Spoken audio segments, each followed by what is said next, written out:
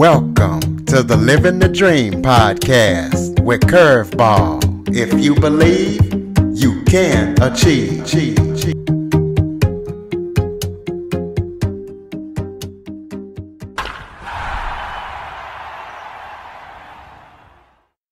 Welcome to the Living the Dream with Curveball podcast, a show where I interview guests that teach, motivate, and inspire. Today, we're going to be talking about diversity, as I am joined by founder and CEO of Aspiritech, Tara May. Her company is a nonprofit tech service organization, and 95% of the employees are autistic, and she believes in neurodiversity and that companies can succeed by using their return on investment of kindness and psychological safety. So we're going to be talking to her about her company and everything that they're up to.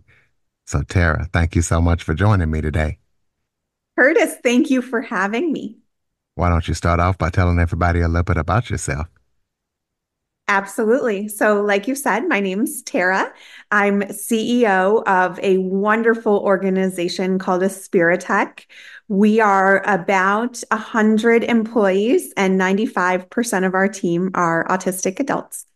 We do tech services, so quality assurance, data services, development, AI, accessibility testing, basically any tech that you might need help with at your company, we jump in and do staff augmentation. I come from the digital transformation space. So I worked for decades helping legacy print media companies become digital forward companies. And I love what I do, both from a tech perspective as well as from a mission perspective. It's an amazing organization, and I'm lucky to lead it every day. Okay, well, tell us how Aspiritech got started and why you decided to start the company. Absolutely. So let me make just one amendment. Our co-founders were actually a wonderful couple named Brenda and Moshe Weitzberg.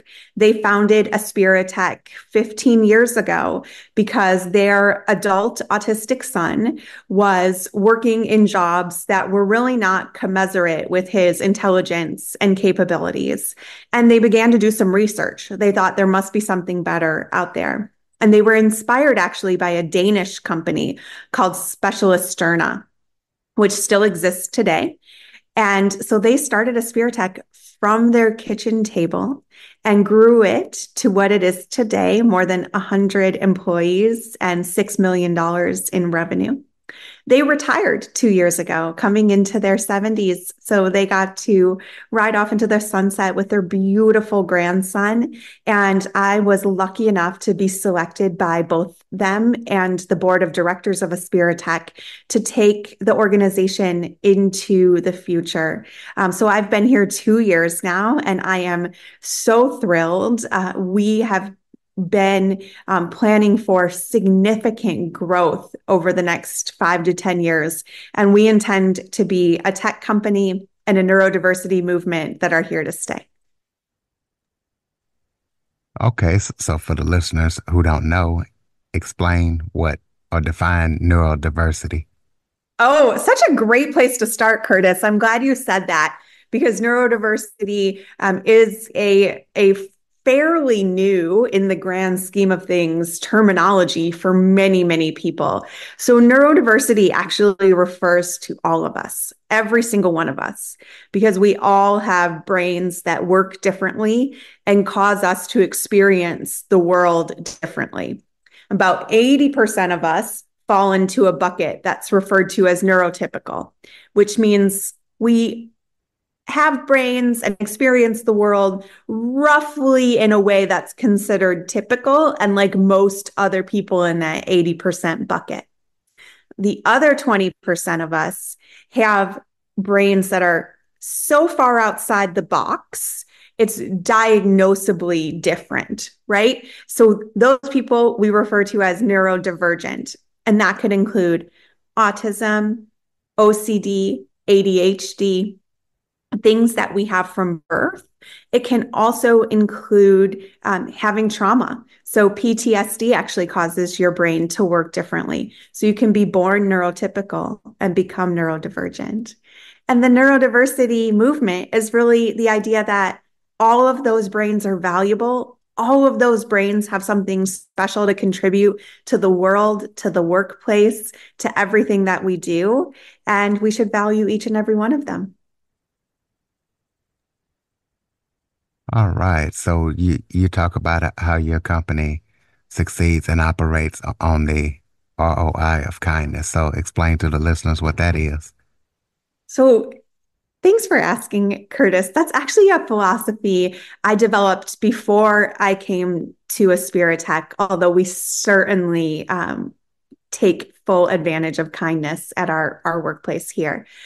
So in transformation, when you are trying to convince an entire large organization with hundreds, thousands, or tens of thousands of employees to do cultural shifts, to embrace innovation and try new things, and move at the pace of digital in 2024.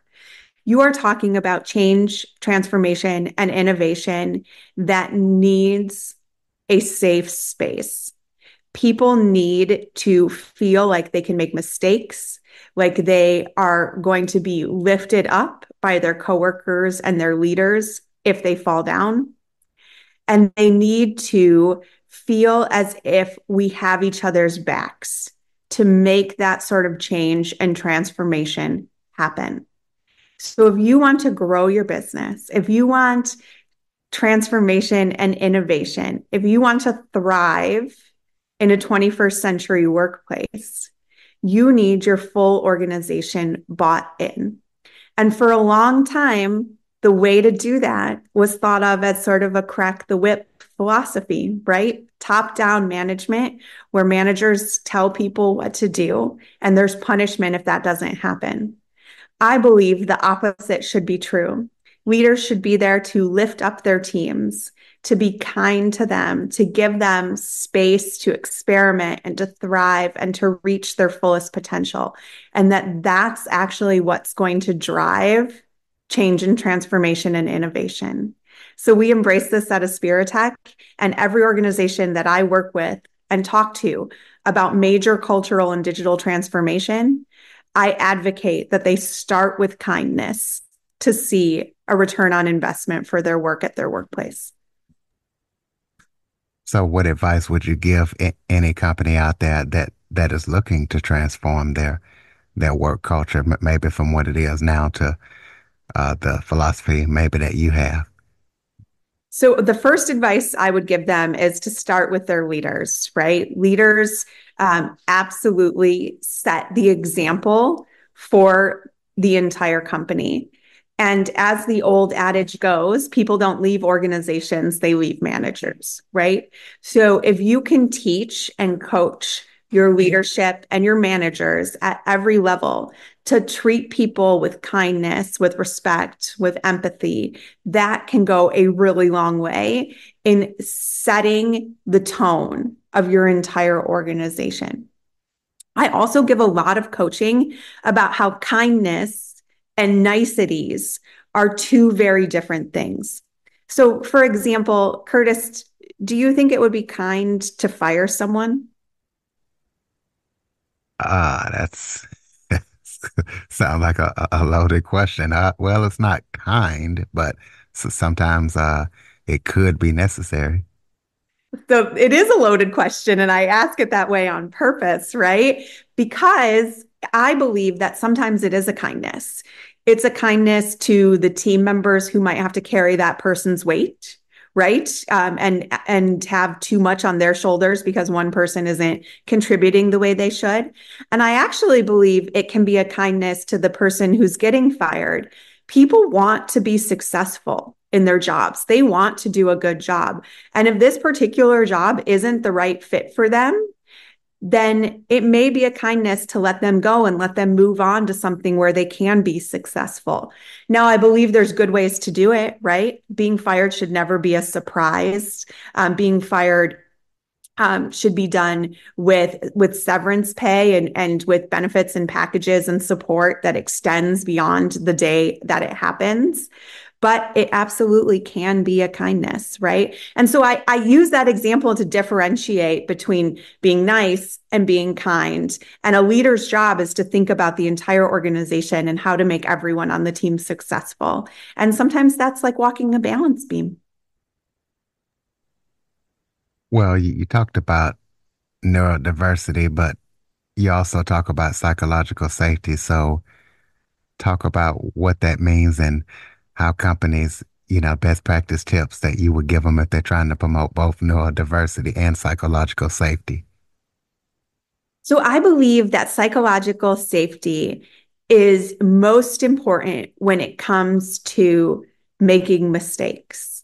So if you make a mistake and the first reaction of your coworker, your boss, your team member is to scream at you or blame you or some other terrible negative repercussion that I'm not even thinking of, how likely are you to put yourself out of your comfort zone again? Not very likely. Not very likely, right? Whereas if you make a mistake trying something new and innovating and working hard, and your boss or your coworker says to you, you know, thank you for trying something new. It's okay that that didn't go exactly as we planned. What can we do to make it better next time or to try this again? Then what's your reaction? Then you feel empowered, and anytime you have ideas, you feel empowered to come forward. Exactly. So if we want people to come forward, to feel psychologically safe, to bring new and innovative and transformative and exciting ideas to our team or to our organization, we need to make sure we're treating them that second way and not that first way, right? And that's something that's really important to practice if you want a psychologically safe workplace. Okay, well, kind of tell us if Aspiritech, sorry, is a nationwide company, and if there's companies out there that would like to work with Aspiritech, what do they need to do to make that happen? Oh, I love you for asking that question, Curtis. So we are, in terms of geography, based in the Chicago area. That's where we were born and raised. However, we work with clients and organizations all over the country and actually all over the world. So if you want to work with us, partner with us, the very best way is to start by visiting our website or sending me an email, which I'm happy to share. We work with companies that need to augment their quality assurance teams, data projects, AI efforts, or do accessibility testing or any wide range of staff augmentation techniques that we can jump into. We also do neurodiversity cultural training and education to help all organizations be more inclusive to neurodiversity. And we are happy to partner with organizations on their neurodiversity hiring initiatives and to just think more widely about how do they create the kind of culture where employees stay and thrive. Well, since you mentioned it, go ahead and throw out your website. Thank you. It's www.aspiritech.org. And I'm sure I can also put it in the comments or another place where people can reach it easily in case you have trouble spelling it.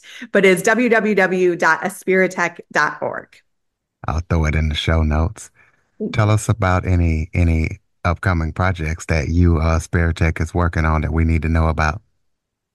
Absolutely. So Aspiritech is a founding member of an organization called NeuroWorks. We're a global alliance of neurodiversity inclusive organizations, all aimed at autistic hiring. We have an upcoming conference in Amsterdam in October. So really excited to be a part of that. Aspiritech also has an academy for autistic students and young adults who aspire to careers in tech. So, autistic students, you can apply for that at our website. And we are always looking at new lines of services and new areas where we can grow. So, we are embarking on a new cybersecurity initiative. So, we will have trained autistic cybersecurity professionals ready to employ in 2025. So lots of exciting things going on at our organization. So do you guys only work with autistic or do you would you accept other disabilities as well? Autistic people is our specialty, but our team members have a wide range of neurodiversities. Okay. Spiritech.org, ladies and gentlemen. So close us out with some final thoughts. Maybe if there was something I forgot to talk about that you would like to touch on, or any final thoughts you have for the listeners.